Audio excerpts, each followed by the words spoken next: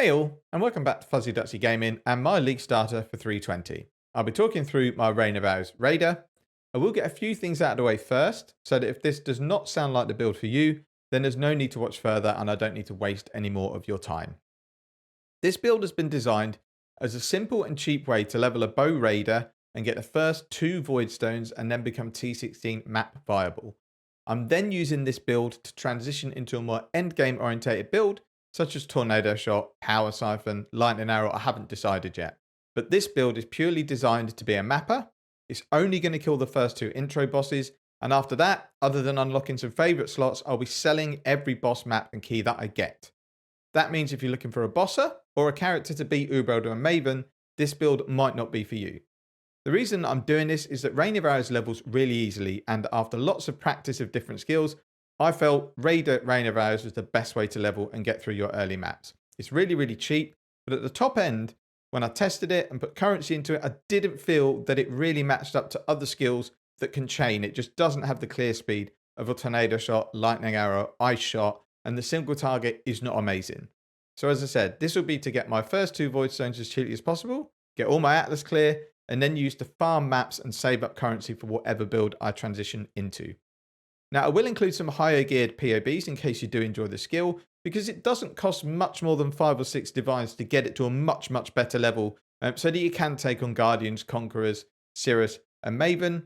But for me, I don't want to go that far because I know pushing more and more currency into it, the single target starts to fall off a little bit, and the lack of clear speed with that chain is really noticeable.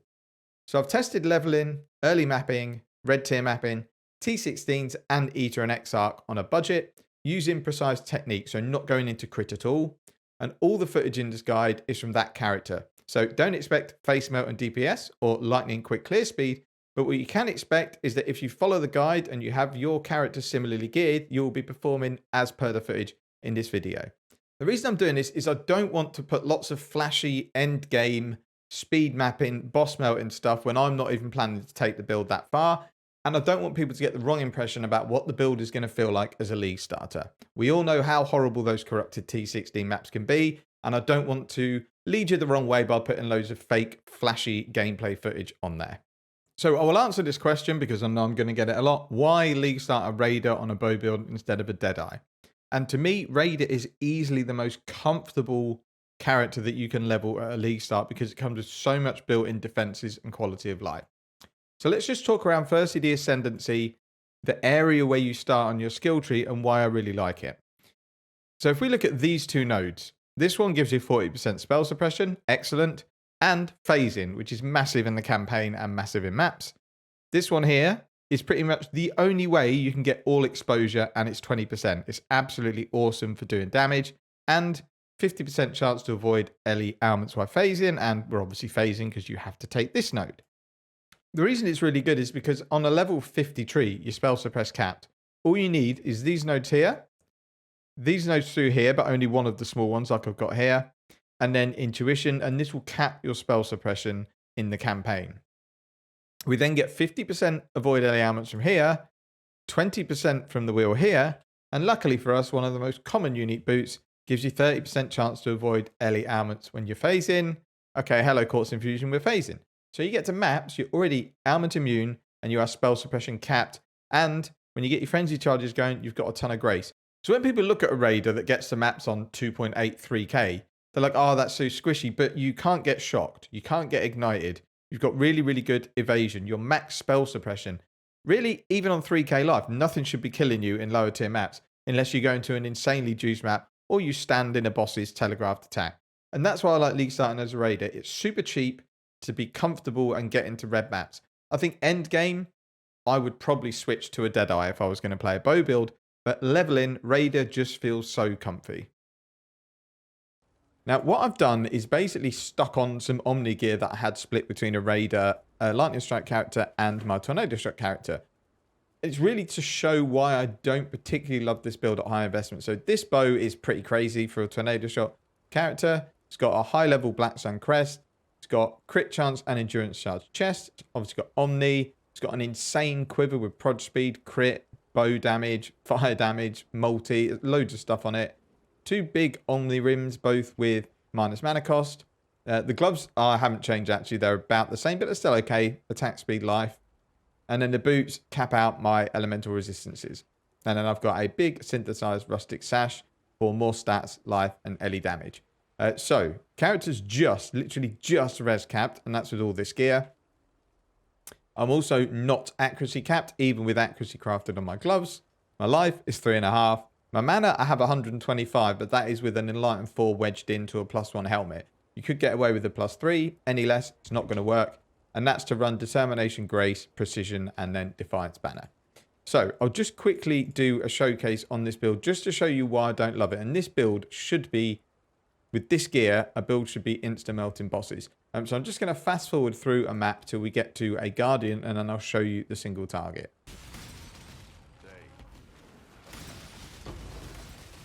So one of the reasons I don't feel that the build is worth investing in is your clear is only as good as you can run and shoot, because you don't have any sort of chain or anything with your rain of arrows, so you still have to stop and fire all the time. Whereas if you had something like Ice Shot or Tornado Shot, you're going to fire one arrow, it's going to fire out like 9 or 10 projectiles, and it's going to obliterate the screen.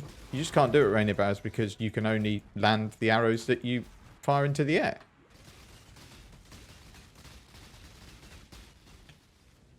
So we couldn't even get Phoenix down, and I'm dead.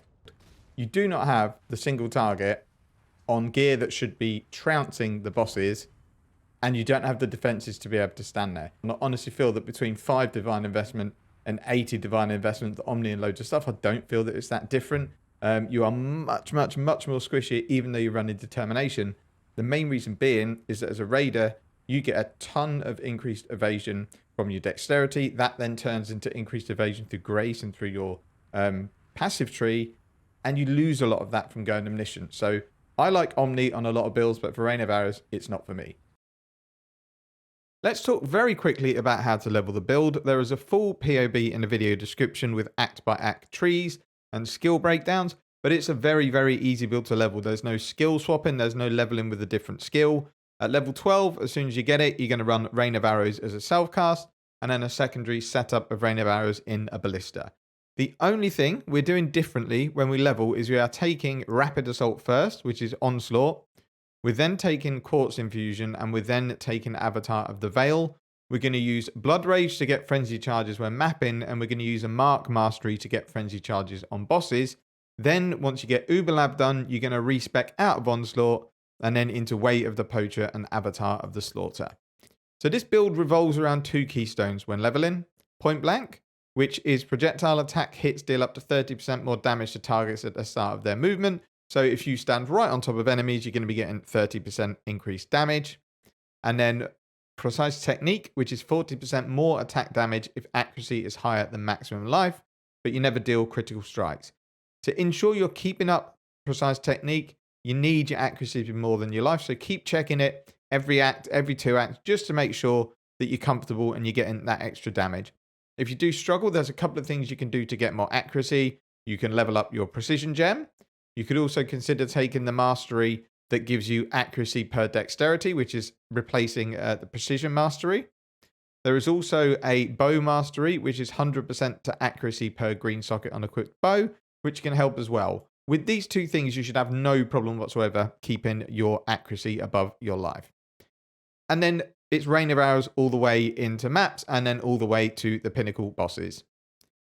So what we're going to do now is go through the tree very quickly and just explain why we take certain nodes. Going to go through the skill links for your Precise Technique tree, and then after this, the section that follows is going to be how to transition to crit cheaply and easily.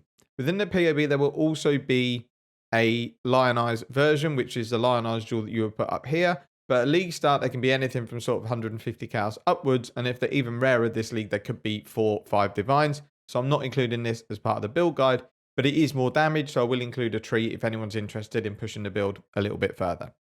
So let's go back to the Precise Technique version. I've done a tree that's level 89. I don't feel you should ever be more than this and still be Precise Technique, because it doesn't cost that much to transition to crit. These 4 nodes here are the last ones I would take. They add a Ballista Totem. We really just take those because there aren't many more damage nodes we can take. The only other nodes that you can really take is Weapon Artistry, but all it adds is 2.1% DPS a point, and that is not really worthwhile. So for precise technique, there's a few things just to point out, as I'm not going to go through the whole tree. You want precision, accuracy bonus, grants, +3 to accuracy per dexterity, or you could run precision reservation and stick your precision up. All you're doing is make sure your accuracy is above your life still. So whatever node works for you. We've got increase and reductions to prod speed applied to damage. And then if you need more accuracy, which you might do, you've got 100 to accuracy per green socket on your bow. We're taking coal along with frenzy against marked enemies. This is really just there again because I'm running out of nodes to get damage and I want to squeeze out as much as I can. This is certainly not mandatory and is not something I would take unless you run out of points to take on this tree. Up here is where we go to get some life on hit, which makes it easier to sustain on bosses. This can either be increased damage when leeching or increased total recovery per life. And everything else is fairly standard. Spell suppression to cap us out through a raider. Only taking attack damage and speed, and obviously ignoring any crit nodes. In terms of the gear, there's really not much to go through. You're looking for a bow, ideally, that's LE damage with attacks of 700 plus, 750 plus. It sounds like a lot, but it isn't because you don't need crit on it. So basically, any bow at all, doesn't matter the base, that is 750 LE DPS or more, you can run that. All you can really do to craft your own is just spam elemental essences until you hit something decent and then just craft attack speed. The quiver, again, you're just looking to get a mixture of damage, resistances, and life. The helmet, the one thing I would look to do is unveil damage from hits taken as fire from Corel, because we're not going to run determination or any armor, so this mod can help out a ton in taking hits. If you get any Eldritch currency, you can roll it on your helmet if you like, but really the only thing you're looking for is reduced mana cost of attacks. But again, you can roll Fizz taken as elemental. On the body armor, it's just life resistances. You don't need this spell suppression because you're going to be capped anyway. If you can roll your implicits, and something like grace and increased effect of auras or curses is pretty good. One thing again I would say is mandatory because we're running grace only is get Gravicius unlocked in Syndicate and get your Fizz taken as Ellie crafted on. It makes a massive difference. Gloves. Again, I've just used whatever currencies I found to craft something that's okay. It doesn't really add that much to the accuracy and the damage, but it's better than nothing. You could sell your embers if you want. They don't make too much difference, but the lesser ones devalue really quickly. I'd rather just use them and see if I can get a bit of extra power for my build. 3-step assault boots I'm using because it just makes us ailment immune straight out of the campaign. And it's hard to get it on this build because you can't use a shield, you use a quiver. So you'd have to get your ailment either on jewels or boots or body armor and somewhere else. It's easy just to get these boots. They're pretty good.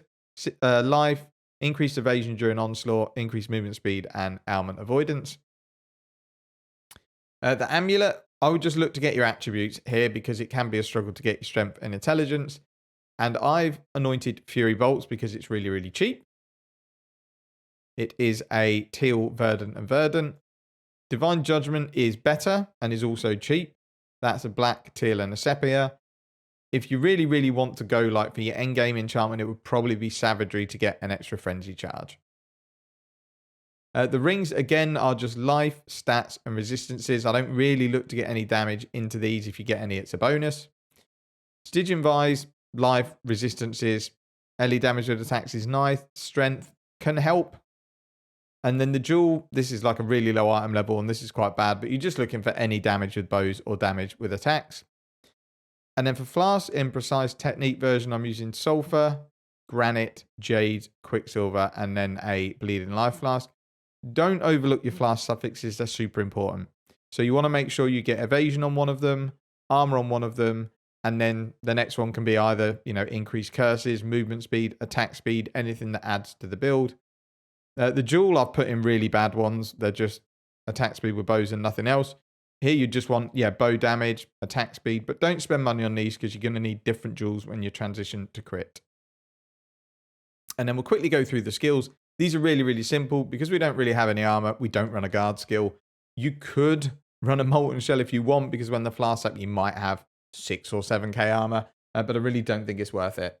So I'll have a quick look at the skills. There's no guard skill at the moment because I just don't feel it's worth it. Molten Shell brings us next to nothing. Steel skill doesn't do a lot. Immortal Call won't do a lot because you don't have endurance charge. So honestly, I wouldn't run one until much later in the build when you might be running Determination. So we have our ballista setup. I don't have a 6th link in mind, but if you did, LE damage with attacks would be the 6th link.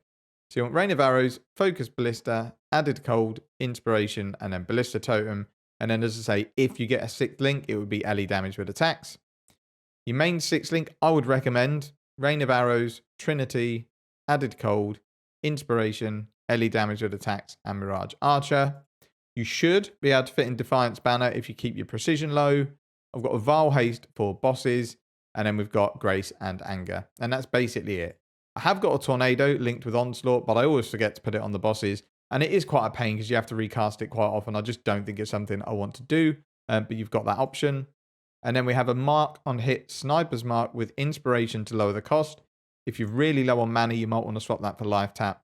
And then just a Flame Dash as our movement skill.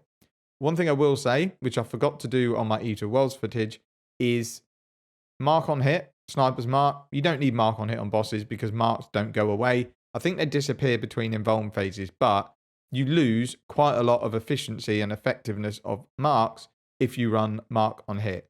So as you can see here, it's 22% reduced effect of marks. That's quite a big deal. If we take this out, it's quite a chunk of damage. It's about 8% damage increase you're getting.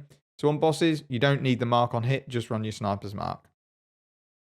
And then the last thing to mention is just for your gear. Because we're running Grace and Ranger gets loads of good effect of evasion, I would just go evasion gear. If you end up with evasion armor, it's not the end of the world. Do not have any energy shield gear. It's just going to really waste space that you could be getting evasion on.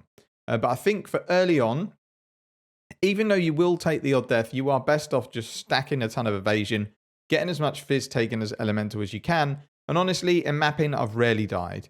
So that's it for the skills for Precise Technique. As I say, I will go on to the crit version a bit later, but there's not that much to go through in terms of changes. So now we're going to go on to Pantheons and Bandits. So I'm back. There is one more thing I want to go through on the skill tree, just in case people haven't played this build, and it's just to go over how important 3 nodes are on the tree to our damage. The majority of damage, if you're gearing, as I've explained, with like feathered arrow quivers, increased projectile speed, they come from 1 mastery and 2 keystones. So if we start with this mastery, increases and reductions to projectile speed applied to damage with bows, we get a lot of increased projectile speed on this build. You get some from these nodes here. You get some from the bow nodes. You'll get some from your feathered arrow quiver. You might have some on the bow. We get a lot of increased projectile speed to the point where if we turn this 1 mastery off, we lose 20% of our DPS. So it goes from 180k 1 arrow to 140. Go down here to Precise Technique. This again, we would lose 25% damage if our accuracy falls below our life. So look out for the map mod. Player has less accuracy, don't run it. And then the last one is Point Blank. Projectile hits deal up to 30% more damage to targets at the start of their movement. Now I've set this at 10, which is not quite standing on top of the boss, but it's very close to. If you wanted to be a bit further away, you could set it to 20, but you lose a lot of damage.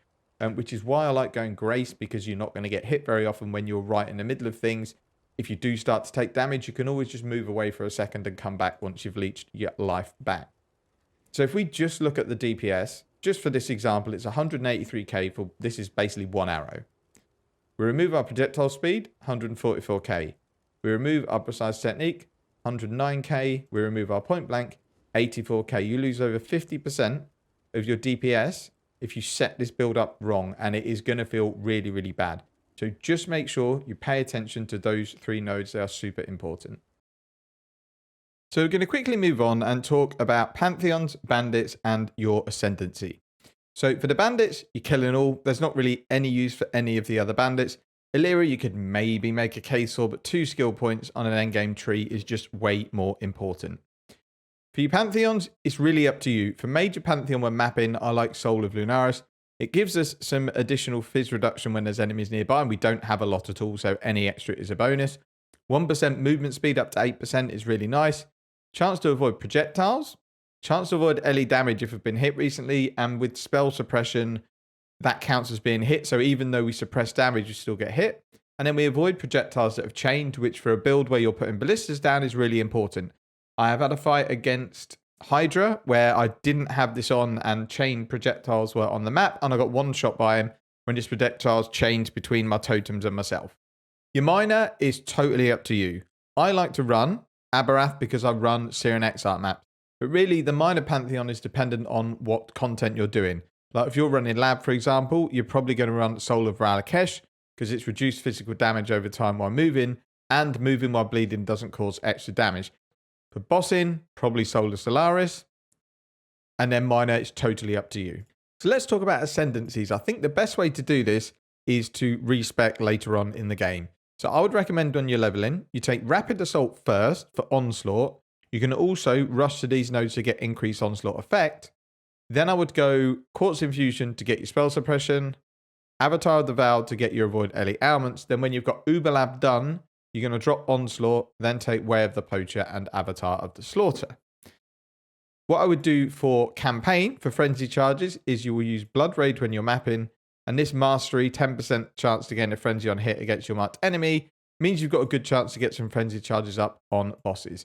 That's why I would ascend. It is up to you. This is more done for speed in the campaign and early maps. If you just want to go straight to the build that you're going to run at, say, level 85, you can just go Way of the Poacher, Quartz Infusion, Avatar of the Veil, Avatar of the Slaughter. It's up to you. I just think Onslaught's really good early, especially with this node here. We're going to move on to look at the 2 boss invitations and just do a quick tutorial on how to beat them with these skills. Now, I've recorded this against the actual normal versions of the bosses, so the intro ones have less health and less damage. So take what you see here with a pinch of salt because it should be slightly easier when you get to them. I've also used gear that I think is the minimum you would get to this stage with, which is all Essence Crafted gear, 6-link chest and 5-link bow. Now what we're going to do is talk through the Searing Exarch fight. As mentioned, this is a mapping build, so at league start the DPS is going to be pretty pitiful. You can get him down on the Resolute Technique version, and I would spend as little as you can to get him down because the idea of this build is it's a cheap build to get the first 2 watchstones and then start mapping T16s to then flesh out whatever build you want to spec into on an open canvas, essentially. With Searing Exarch on a Raider, don't bother with any kind of Fizz mitigation. It really doesn't do anything and you don't need it. I've tested lots of different setups in budget gear. I've tried going Iron Reflexes. You get absolutely hammered. It's way, way worse than Evasion. What I would recommend is running enough Evasion and enough Life that if he auto hits you, you don't die. And as long as you've got Evasion of around 75% chance to evade, he won't hit you again until you've leached back your life. So the setup you want to go for is something like this. Which is just taking these extra leech nodes. All it means is that we get some extra life on hit, so we get 10 here and we get 5 there, and then a bit of increased damage on leeching. What you could do is change this to increase maximum total life recovery per second from leech, and then it just means you leech back that little bit quicker. But I've done 6 or 7 Searing Exarch fights on this character, not bricked any of them. I did lose portals because you're going to have to do at least 4 ball phases, probably, unless you've got really good DPS. And once it gets past 2 phases and he puts mines on the ground, it gets really difficult. So what I thought I'd do is just include a very quick section on how to beat Searing Exarch fairly comfortably. So he's got 3 attacks in terms of flame attacks. He's got Annihilation, which is the one you've got to dodge. You won't be able to tank through all of this, where he throws flames at you. You just have to run around because he's really slow at targeting it. So you just run a quick circle around him. Then he does Disintegration that puts fire on the ground in front of him. And then he'll do Cleanse and pushes that line outwards. So all you have to do when he does Disintegration is you just stand behind him. And then you've got a good bit of DPS before he does Cleanse. And then that's just going to push the fire out. You can tank all of his auto attacks. So what you want to do is stand right on top of him, drop your totems, and fire down your rain of arrows. If he hits you, don't panic and life flash. You don't need to. Because evasion works in an entropy system, if you get hit, you're not going to get hit again if you've got decent evasion. And you'll be straight back up to full life again before he manages to hit you again. The only thing that can kill you is if you stand in his Annihilation or you stand in his big screen-wide explosion called Incinerate. This move, you just have to move out of the way, get to the edge of the screen, and just look out for the mines on the ground. This fight will probably take 5 minutes, 6 minutes on this setup. It's not very comfortable because the DPS is low, but the fight is actually quite easy. I die a lot because I suck at dodging the balls. The difficult part is once the fight goes on and on, he starts putting degens on the ground. Those combined with a ball phase are really, really difficult. But you will easily be able to do it within 4 ball phases, 5 ball phases, and you can't die in the actual encounter. So you do not need a lot of DPS to get this Watchstone. So the second boss we're going to talk about is Eater of Worlds. This one on a bow build to me is quite a bit trickier than Searing Exarch. So I would tackle Searing Exarch first if you're still precise technique, and then transition to crit before you take on Eater of Worlds. One of the sections further on in the guide is going to go through how to transition to crit really cheaply, and the build that we end up with in that section is the build that I'm taking on Eater of Worlds in this footage. The reason it's more difficult is twofold. One, he puts tentacles on the ground around you that do a lot of AoE damage and they destroy your totems. Secondly, he moves all the time. A couple of the attacks he does, he'll dash across the other side of the screen, and when we're trying to get close with point blank, it makes it difficult to do damage and you're permanently trying to summon your totems again because they die. Overall, though, the fight's easy. It's not a difficult fight. You should only have to do 3 to 4 of the involved phases and you should have him down. I say both these bosses with this setup are not quick, but they're fairly easy. But this build is really meant to get those done at the minimum cost possible and then just get mapping and make some currency. So we'll quickly just go through the Eater of Worlds encounters that he uses. So the first two, which are Perish and Succumb, don't do too much damage if you match spell suppression. They won't one-shot you. They're basically just a charged shot and they're easy to dodge. You just run around and he won't hit you because he'll target where you were. We've got Hunger, which can do a lot of damage. If it crits, it could kill you, which is a big AoE attack, but he sort of teleports across the other side of the screen to do it. So you could just leave him to it, and he normally does it twice in a row. The one you probably will need to dodge because if it hits you, it will kill you is Writhing Mass, which is huge tentacles come from the ground and then you just fall forwards. There's 3 of them. You can either just move behind them or just move to the edge of the screen. And that's why I'm saying this fight can take a while because a few of the attacks he does, especially the tentacles, unless you've got a widescreen monitor, it's hard to even see them. So to stay safe, you just run to the edge of the screen. And then the last thing he does is Inescapable Doom, which is his involved phase. He'll basically spawn some purple balls on the floor. You just have to run in the circles until they explode. Once they're done, all the phases start again. And you basically rinse and repeat. It's really, really easy. So the eagle-eyed out there will notice that the DPS in the intro was pretty bad. And that's because I wanted to showcase a worst case scenario.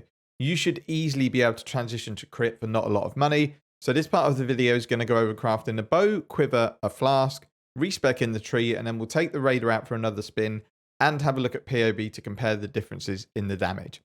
Now the bow we're going to start with, it's much easier to craft with a fractured base. And the good thing is that there's a variety of bases that we can use, some of them probably being cheap. And there are also 4 fractured mods that we can use. Ideally, you want the bow to be item level 82, but 75 plus is okay. So the bases that we are looking for are Spine Bow, Ivory Bow, and Bone Bow. Now I know that Bone and Ivory are campaign level items, but only the item level and bow archetype matters, as all you lose out on for Ivory or Bone Bow is less physical damage, and we don't care about physical damage. Item level determines what mods can roll on the bow, not the bow type.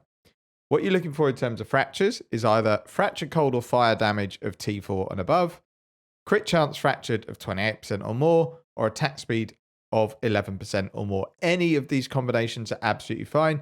If you cannot find any fractured bases at all, then you'll still be able to craft your bow with essences. It will just take a few more essences. So let's say you have managed to get your fractured bow. We're just going to go into Path of Exile very quickly and show the odds of hitting the craft that you want. So in this case, we're saying attack speed is what we had fractured, and we want either T4 cold or T4 fire.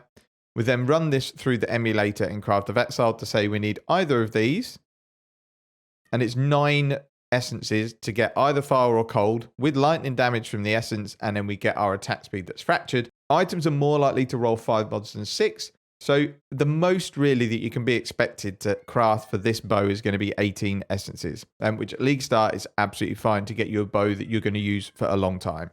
Now, I was going to do this example in-game, but it's very hard to pick up bases at the moment in either standard or trade because everything's pretty dead or people are testing builds. But what we'll go in and have a look at is the quiver.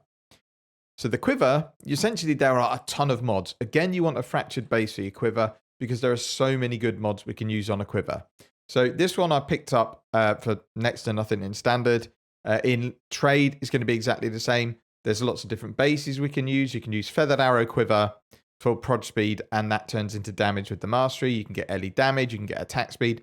Lots of good bases and lots of good fractures. There's no way you're not going to be able to pick up a fractured quiver for a few chaos with a mod that's favorable. You could either get fractured damage with bows, fractured prod speed, fractured crit multi, fractured crit chance, fractured LE damage with attacks, fractured flat lightning, cold, or fire. There is an absolute ton. And you want to do it because when we're using essences, we're then guaranteeing 2 really good mods on the item. So let's say we have our critical strike multiplier here. What you're looking to do is roll any of these essences which I've got here, and then hit an open suffix or an open prefix to then craft another damage mod. I don't really care about life on quivers. Yes, it would be nice to get some, but you can get an absolutely huge DPS increase from running a decent quiver.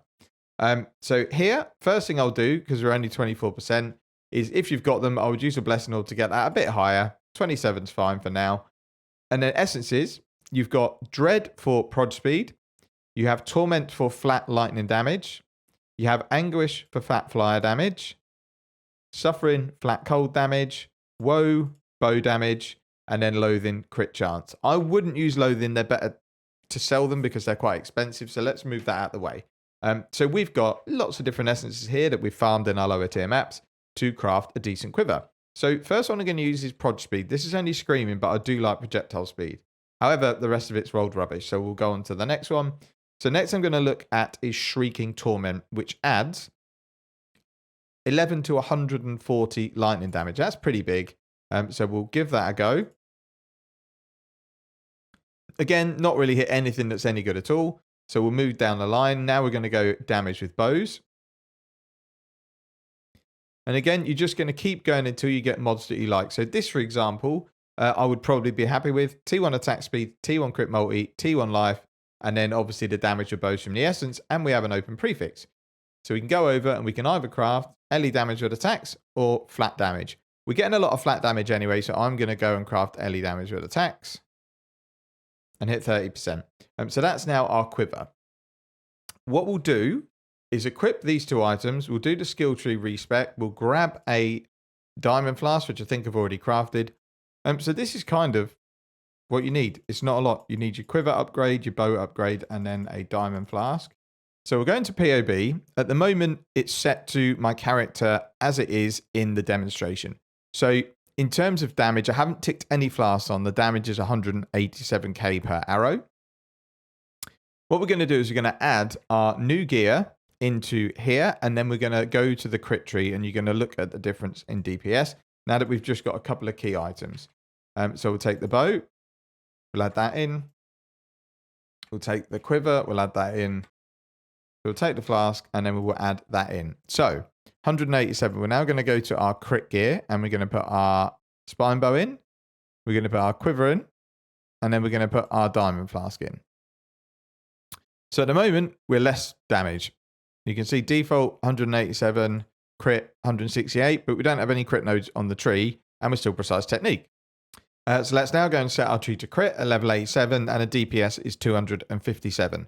So it's added 30 to 40% more DPS just from that. And then we are going to set our skills to crit. So you basically added about 52 to 55% more damage just from adding those 2 items into the build. Let's go and give our guy a little test run. So we're going to put all the gear on, make sure I'm okay for resistances. I should be. And then we're going to respec the tree. So our spine bow goes on. Our quiver goes on. And then we've got our flask. What you want to do here is we've taken quite a lot of, I would say, bad nodes, because in precise technique, you do run out of nodes that you can take. So first thing we're going to do, respec all of these. Don't need them anymore. So we're going to get rid of all of these. We're going to get rid of these. They are a nice quality of life, but now we're doing more DPS. We really don't need them. And then we're going to respec these. These were literally just here because we had nowhere else to go. We're going to go down here and take crit instead of attack speed. And then we need more regrets. Respec here. Then we're going to start adding the crit nodes in. So you've got the crit nodes here. We have a crit node here for spell suppression. Don't forget this. This is massive. You've got all your bow crit nodes here. Crit nodes here. And then we're going to take 2 masteries. We're going to take effect of non-damaging ailments and effect of non-damaging ailments. So that's kind of where the tree is at the moment. The only other thing you might need to do is check that this mastery is correct and it's not the accuracy one. There is one more change you need to do. These nodes here, we don't need the chance to freeze and shock anymore because we're going to be doing that naturally from the fact that we're critting. So we're just going to go and get more ailment effect here. So last thing you're going to need to do, if you're running a Defiance banner, drop it and then level your precision up because it's going to give you a lot of crit chance. Okay, so we've now got our tree and our gear set up. The only thing we need to do is we do not want added lightning damage anymore, or whatever gem you were running, whether it be, added cold. You want to have a crit gem. So this is where you want to add in your crit damage gem. So you want your 6 link to be Rain of Arrows, Mirage Archer, Trinity, Inspiration, Ellie damage, and crit damage. Now we should see a nice big difference. So we're going to go and run, again we'll do a Dunes because that's what I was doing before. So this would be a good example because this is one that's pretty horrible. It's much more monster damage and 38% reduced extra damage from crits is basically 38% less damage. So this would be a good one to showcase why it's important to go crit. Yes, we have got this mod that's going to limit our damage, but that mod's basically going to lower to where we were before. So it feels slightly uncomfortable, but it should be okay.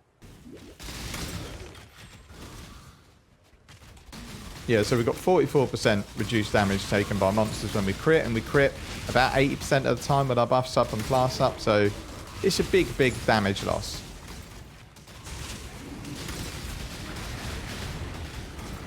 Right, and then we're going quickly find the boss. Remember, this is basically 38% less damage this map, or 30 probably, because we don't crit all the time. Right, we'll just get rid of this guy quickly.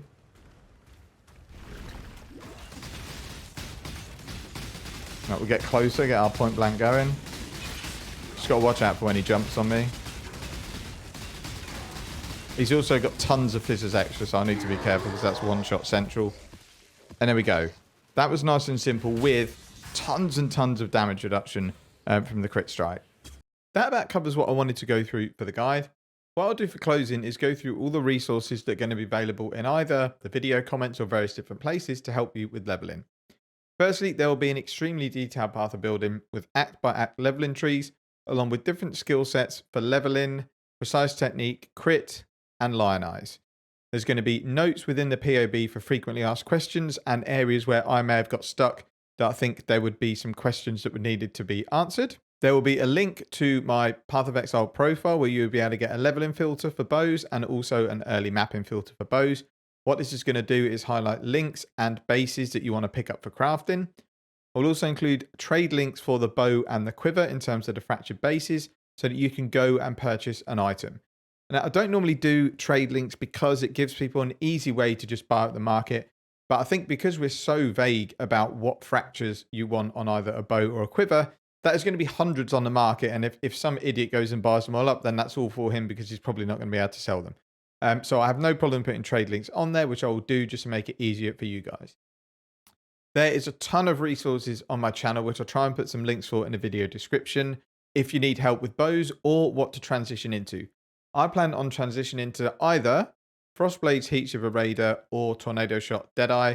I have build guides for both on my channel from last league. Pretty much everything is relevant other than the elusive change for Frostblades, but Frostblades got a ton more damage, so it sort of balances out. There is a full SSF run that I did very recently for Tornado Shot where I went all the way through the acts, cleared the Atlas, killed the Pinnacle Bosses in 24 hours, and that was in SSF. And as I say, there's 2 Tornado Shot series on there. There's a huge league start guide that goes through how to progress from maps to end game. So if you decided you wanted to transition Rain of Arrows into a Tornado Shot Deadeye, that guide's going to be really, really helpful. So I'll link them all in the video description. I will also be league starting this build live on Twitch from league start, so 7 PM my time. And next Friday I'll be on, and I'm aiming to get through the campaign first night, and then second day is going to be hopefully pushing through maps and getting the build going. As mentioned, I did really want to bring like a fully fleshed out build guide from starting to killing like Maven, Uber, getting mapping Delirium maps and stuff like that. But I really haven't settled on the build that I want. So I want to do the next best thing, which is bring out this guide, which is basically a leveling guide for getting a ranger to clear your Atlas really, really easily. Any questions, please leave me in the comments. Thank you very much for watching. Take care and see you in the next one.